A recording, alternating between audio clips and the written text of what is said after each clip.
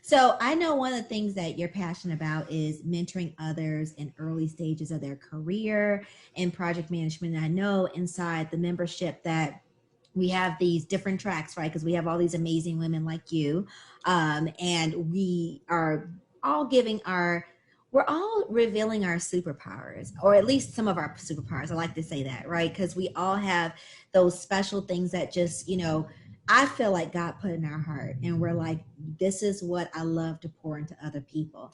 And I know for you, you have a real passion for mentoring others in the early stages of their career in project management. So what made you pick that part of it, of their career? Because I know, back to the tracks in the membership, we have the new project management and we have resources for new project managers, because it is different than someone who maybe has been doing it for 10, 12 years, right? But then we have resources for career PMs who are in corporate America, and resources for boss PMs who are like us. We have our businesses, but we also work in corporate America, and we love both those worlds.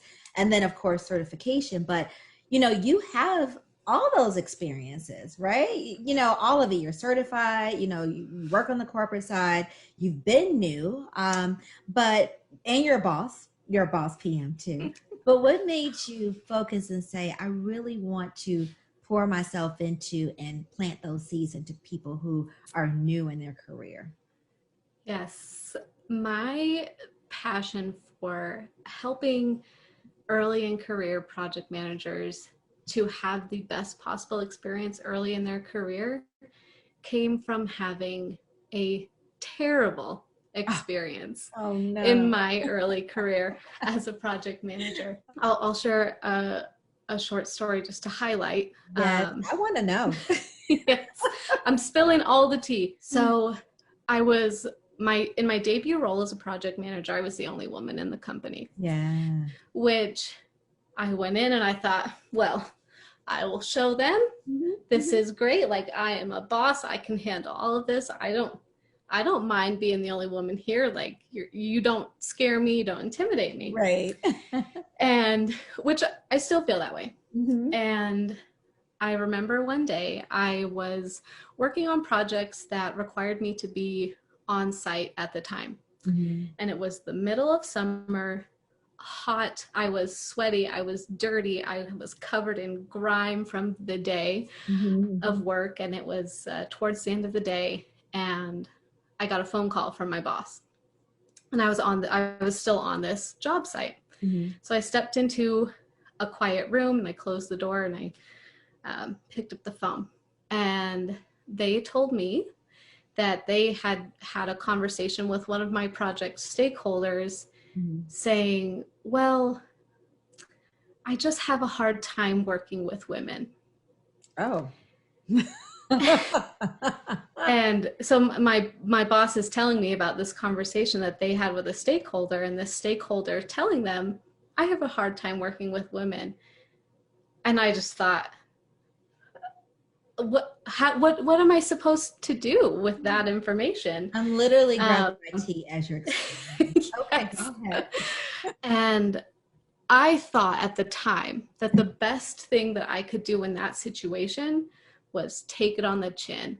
I'll show him, I'll show up. I'm going to be the best project manager he's ever seen. So he can't say that it's anything to do with me being a woman. Like, yeah, I'm good at what I do. I'm going to show him and I'm going to take it on the chin. And I knew during that phone call that I had a meeting scheduled with that stakeholder for the first thing the next morning. Gotta love it.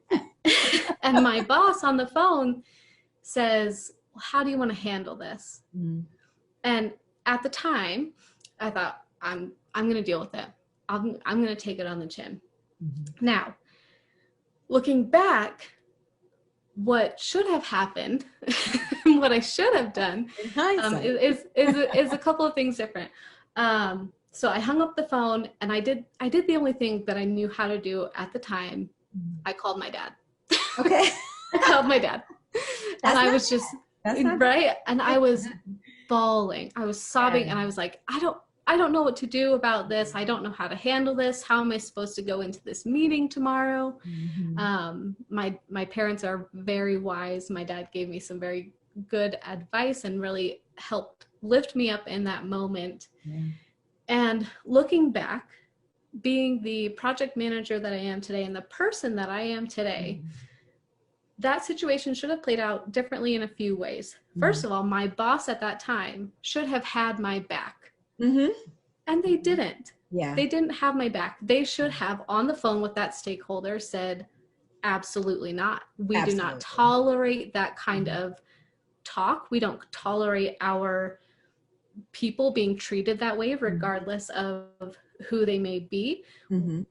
Zero tolerance for that.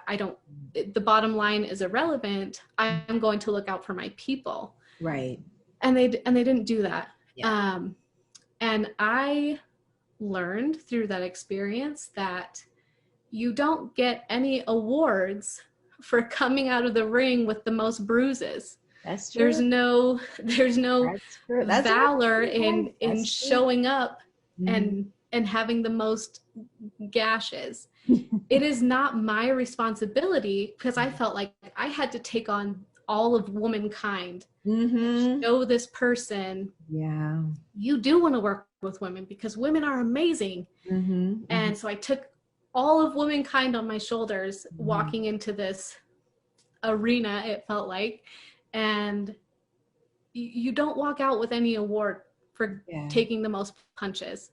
And I should have, at that time, I shouldn't have tolerated that behavior. I shouldn't have tolerated someone speaking about me that way, especially in a professional setting. And I took on a lot of shame. I took on a lot of guilt. I took on a lot of negative emotions about my performance. I'm an imposter. I don't know what I'm doing. I am terrible at this. I'll never be able to prove myself. And all of those messages were wrong and incorrect.